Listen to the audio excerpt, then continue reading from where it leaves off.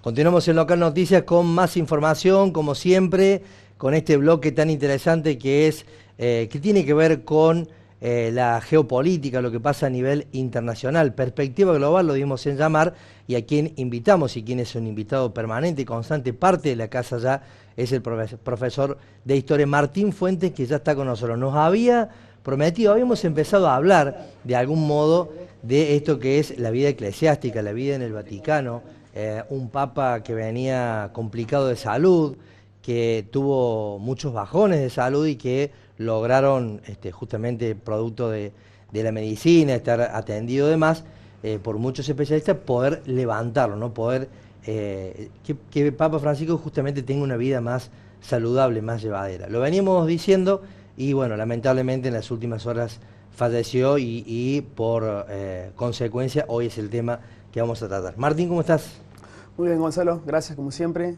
Era una emisión especial, podemos decir, de Perspectiva Global, un tema que ya lo veníamos tratando, como vos decías, desde la internación, que se complicó, claro, en el Hospital Gemelli, creo que fueron más de 30 días, no recuerdo bien el dato, pero bueno, la medicina, como vos decías, pudo sacarlo de esa situación, volvió a estar activo, muy activo, diría yo, en el Vaticano, el Papa Francisco, con algunas actividades muy puntuales. Recuerdo el día jueves o el viernes santo fue siempre como hacía a visitar a los presos, después el día domingo de Ramos también tuvo alguna participación, y bueno, este domingo pasado, el domingo de Resurrección también, dio la bendición, pero bueno, ya se lo notaba bastante deteriorado, por supuesto. Lo que no esperábamos es que este desenlace, ¿no?, tan repentino. Y bueno, todo lo que se abre ahora en juego en el cónclave y demás para la elección del futuro pontífice. No es simple ese trabajo, ¿no? Esa tarea.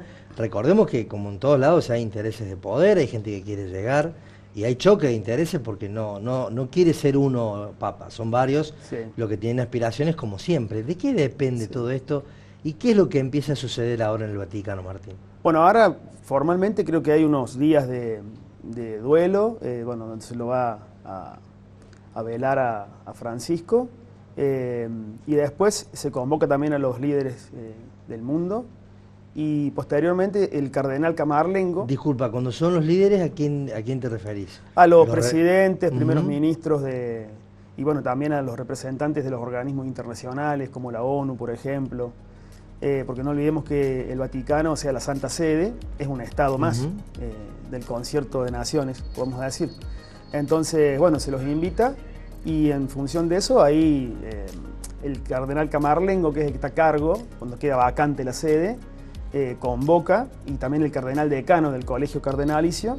Los cardenales de menor de 80 años son papables, candidatos a ser papa, y pueden elegir también al futuro papa. Y bueno, va a haber siempre ahí votaciones, distintas miradas, negociaciones también, ¿por qué no? Históricamente ha pasado, desde la época de los cónclaves de la Edad Media hasta los cónclaves más modernos. Yo recuerdo el cónclave, el de Juan Pablo II, no me acuerdo porque era muy chico, pero sí sorprendió porque era un papa polaco, que venía más bien de la Europa del Este, de la zona donde había triunfado el comunismo. Fue un impacto político muy grande la elección de Juan Pablo II. Pero también la elección en su momento de Ratzinger. Alemán, ¿no? Claro, alemán. Pero sin duda el efecto que causó la elección del primer papa no europeo, primer papa latinoamericano, argentino, jesuita como Francisco, fue enorme. Todos nos acordamos de ese día perfectamente. Entonces, por ahí sonaba él mucho más en el cónclave anterior.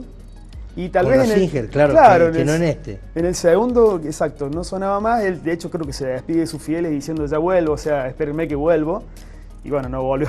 Porque hay un punto, está bueno esto porque son datitos o datazos, digamos, de esto de que una vez que el Papa asumió su cargo, no se lo vio más, o sea, él automáticamente pasó a cumplir una función y es como que desaparecen de sus círculos porque es tan fuerte la actividad, eso lo charlamos una vez. Les mucho tiempo de su vida. O sea, el ya vuelvo no volvió más y se dedicó a... Porque claro, incluso bueno, hasta adquieren un nombre específico para ejercer el cargo de... Obispo de Roma es el cargo, ¿verdad? Y se le dice coloquialmente papa o pontífice también. Y bueno, además de estar a cargo de la Iglesia Católica y velar, digamos, por los intereses de la Iglesia Católica, también es un referente a nivel internacional. Por eso es importante abordarlo en esta perspectiva global que tenemos. Tal cual. Porque Francisco, bueno, durante su papado tuvo una relevancia muy destacada, una relevancia histórica muy destacada en algunos puntos, o sea, convocar a reuniones por la paz, a hablar de los migrantes, de los refugiados. De temas que por ahí no se querían tocar. De temas que la Iglesia, quizás por ahí la Iglesia antes, no se quiere meter o prefiere evadirlos, evitarlos. Exacto. Él se metió de lleno. Él habló de esos temas, también del cambio climático, la encíclica Laudato Si, creo que era. Fue la primera encíclica de un papa que hablaba puntualmente del tema del cambio climático. Y también habla un poco de la importancia histórica de ciertos papas. El primer papa que habló de algo social, de una cuestión social en su momento, fue León XIII, la encíclica Rerum Novarum, 1890. Claro. Esta idea de que podemos conciliar la propiedad privada de los empresarios y el derecho de los trabajadores a afiliarse en un sindicato y defender sus derechos. Era la primera vez que un papa decía algo así. Claro. En los años 60, Juan XXIII, la encíclica Pacem in Terris, o sea, paz en la tierra, los convocaba a Estados Unidos y la Unión Soviética, paren la mano con esto de las armas nucleares porque se termina el mundo si siguen así. Entonces fue la primera vez que un papa los exhortaba a los líderes mundiales a tener un compromiso real con el armamento nuclear. Y bueno, Incluso, y Francisco con esto de la... Sí, Martín, corrégime, en el 80 y pico, con la guerra, casi guerra con Chile, Sí. no viene el... Claro, el cardenal cuando Zamoré. Viene, y no viene El cardenal Zamoré Juan Pablo viene II. también, él sí, claro, él vino a la Argentina. No tengo bien el dato correcto, creo que fue 2 veces que vino, pero sí en ese contexto también, por supuesto. De frenar esa en los años 80, posible claro, guerra. sí, tal cual. También ejerció una influencia decisiva en el tema de Malvinas, trató de evitar la guerra, que no se pudo evitar, lamentablemente, pero sí en el conflicto con Chile, sí, medió el Vaticano, la Santa Sede, y el enviado fue el cardenal Zamoré. Así que bueno, la Santa Sede cumple una función importantísima y ahora está en una situación de sede vacante, por eso en los próximos días se va a convocar al cónclave. Ayer estuve viendo justamente una película que les recomiendo si le quieren ver. ¿Cónclave? Cónclave se llama. ¿Netflix? Está en la competencia de Netflix. Ah, está bien. En Amazon. En Amazon. Sí. Y, claro, los dos papas están en Netflix, ¿no? Exacto, los dos papas están en Netflix. Y bueno, que es un Estado-nación no tradicional el Vaticano, la Santa Sede más concretamente, porque si bien tiene soberanía sobre la Ciudad del Vaticano, es un Estado sui generis muy particular en el concierto de naciones y ejerce una influencia no solo para los católicos, sino también exhorta a todos los habitantes del mundo. Tiene una visión ecuménica universal. Por eso es que habla de temas puntuales. En este caso, Francisco se destacó por la pobreza, la desigualdad, hablar sobre esos temas, ponerlos de relieve. El tema del cambio climático, como decíamos, los migrantes, los refugiados, llamados a la paz. Hay una imagen muy llamativa de él besándole los pies al presidente de Sudán del Sur. Y a raíz de eso, claro, después el presidente de Sudán del Sur lo convocó a ese país y pudieron llegar a una solución por el conflicto que desangró esa nación con el genocidio de Darfur.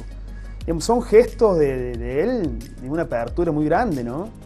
¿Quién se iba a imaginar que Rusia, con Rusia Ucrania, intentó, se comunicó con Putin, estuvo dispuesto a llegarse a Rusia. Tengamos en cuenta que Rusia es parte de la religión ortodoxa, ¿no? Cristiana ortodoxa, claro, a hablar con el patriarca de Rusia. Pero bueno, ahí es como que no pudo porque ya él estaba muy debilitado también, pero lo intentó. Y así como eso hay muchas, el acercamiento entre Estados Unidos y Cuba, que ya lo había intentado y había avanzado bastante Juan Pablo II, que fue a Cuba después. Claro. Porque si bien Cuba es un país comunista, los cubanos son de tradición católica, son cristianos. Entonces, bueno, eso fue enorme. Francisco dando un discurso en el Congreso de los Estados Unidos, en la ONU. Bueno, son hitos, ¿no? de su paso por el pontificado, que fueron 12 años, ¿no? Muchos creían que iba a ser rápido, ¿no? Claro, pasaron rápido. Eso te iba a decir. Pasó rápido, se esperaba que sea un papa de transición, pero él dijo, no, yo no vengo a ser un papa de transición, vengo a marcar una agenda. Él marcó agenda global, Gonzalo, eso es lo importante. Y ahora, bueno, hay una elección, hay que ver si futuro papa va a ser más de la línea de él o va a haber un retorno a otras posturas, pero... ¿Él deja a alguien, digamos, bendecido? ¿Tenía alguno...? Él, por lo que yo he leído y estudié y conocí, su máximo llegado se llama Pietro Parolin, pero también hay un cardenal muy importante de Filipinas, Tagle. Tagle, sí. Sí, Tagle. Están dentro de los 4 o 5 que están, mencionan. claro, exacto. Después está Posible. el cardenal Sara, de África, que sí es más del lado conservador, pero bueno, será muy interesante, ¿no? Porque después, digamos, la feligresía está atenta, esperando a ver si la fumata es blanca o negra. Claro. Hay que llegar a los 2 tercios. ¿Podés contarnos un poquito eso cuando está toda la gente allí en la plaza esperando en el Vaticano, que muchas veces hay fumata blanca, que es... ¿Qué sucede ahí? Porque nosotros lo vemos por la televisión, lo vemos por las redes, pero quizás no sabemos cuál es el significado de todo eso. Claro. ¿Por qué tantas horas de espera? ¿Por qué puede haber humo blanco o humo negro? ¿Puedes contarnos un poquito de eso? Como bien lo explicaba ayer también el padre Javier, que de hecho aprovecho para felicitarlos por la cobertura que hicieron. Ayer, sí. Ayer. Mucho trabajo de Flavia. Sí, muy bueno, la verdad que lo felicito. Tanto lo de Sebastián Pfaffen, Rosselli también creo que habló. Rosselli, Cadena 3. Sí, también. Y bueno, el padre director Javier, de María, de Radio María. De Radio María. El cónclave es la reunión de los cardenales que están capacitados, digamos, habilitados para ejercer ese derecho de voto. Es una democracia muy pequeña, muy reducida, ¿no? Claro. Y son pocos los que son eligen. Son pocos los que eligen, claro. No tengo bien el dato exacto de cuántos son, pero Francisco creó muchos cardenales últimamente. Y tienen que llegar al número de 2 tercios para elegir a un futuro papa. Y ahí la fumata blanca o negra está en los componentes químicos que le agregan a ese humo que se va a generar. Y la gente está muy expectante de ver si hay fumata blanca. ¿Y como qué le se dicen? quema? Los votos. Claro, ¿no? se queman los votos. Se queman los votos. Es muy manual, digamos. Sí, muy votan por uno, por otro, claro. Y eso después va a un horno. Exacto. Y es lo que se ve en la plaza, en la chimenea. Ha cambiado mucho también, porque ayer el padre Javier explicaba que uno cree que están encerrados en la Capilla Sixtina todo el tiempo.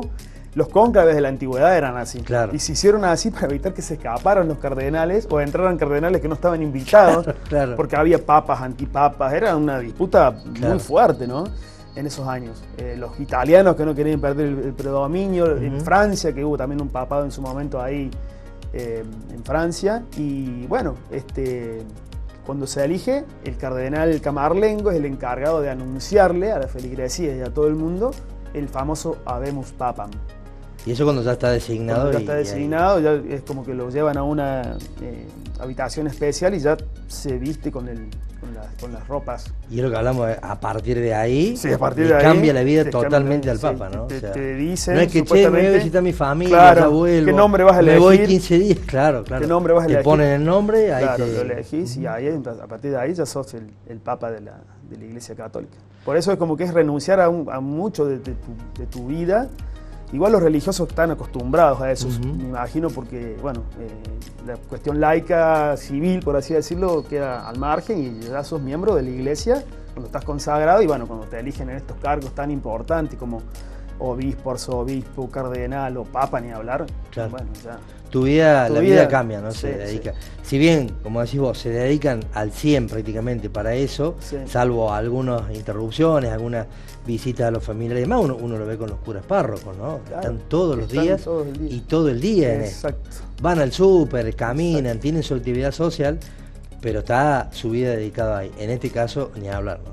Así es. Y me llamó la atención la última cuestión, una imagen de Francisco sin la vestimenta papal que se difundió también hace poco, de verlo vestido como de civil, y parecía un abuelito, porque uno siempre lo tiene con la vestimenta. Los enaltece un montón, los agranda, exacto, ¿no? Sí, tal cual. Lo vi más terrenal, por así decirlo, más cercano, saludaba a un niño ahí, a otros feligreses que estaban. Y bueno, pasó, nos representó como argentinos. Después las discusiones al margen, ¿no? Porque siempre surgen las discusiones, pero pensemos que ser papa es estar representando no solo a los católicos, sino a todo el mundo, y además los argentinos podemos tener otra figura relevante, que es Rafael Grossi, como secretario de la ONU, que lo hablamos con vos. Sí, lo hablamos el otro día, sí. Son como los dos cargos internacionales más relevantes a que puede aspirar un argentino en este caso. Porque vos podés ser presidente de tu país, podés ser un deportista como Messi, que lo conoce todo el mundo, Maradona en su momento, Ginóbili, que somos conocidos por eso, ¿no? Pero el Papa nos hizo también muy conocidos en todo el mundo. Es un líder mundial. Es un líder mundial. Y Rafael Grossi también, así que la elección futura del secretario de la ONU va a estar ahí también bastante disputada, y tenemos un representante. Nos sale un poco la beta nacionalista. Bueno, ¿sí? de hecho tenemos bueno, alguien lo mencionaba ayer, que incluso tuvimos la posibilidad de conseguir un audio, que lo consiguió Flavia ayer, esta persona que va a estar en la votación, ¿no? que ya está trabajando en el Vaticano, elegido por Francisco, no recuerdo el nombre. El cardenal Tucho. Tucho, sí, creo el que padre era Tucho. de Gijena. Claro, y después está el cardenal Rossi también. Claro. Que es el arzobispo de Córdoba. Así que sí. Claro, van a estar en las votaciones. Sí, claro, van a estar en las votaciones, y pueden ser elegidos también. Tal cual. Muy entretenido todo, Martín, como siempre, y obviamente seguimos muy de cerca porque capta la atención mundial, digamos, seas de esta religión, sea católico o no, como decías vos, hay una cuestión de liderazgo mundial, de representación mundial muy importante, y que, como decimos, en cada pueblo hay una representación religiosa de este tipo, y que mueve un sector de la sociedad, y que en Río Tercero es grande. Así que obviamente vamos a estar contándoles paso a paso qué es lo que va sucediendo, semana a semana. En el cónclave. En el cónclave. Gracias, Martín, como siempre. Gracias a ustedes.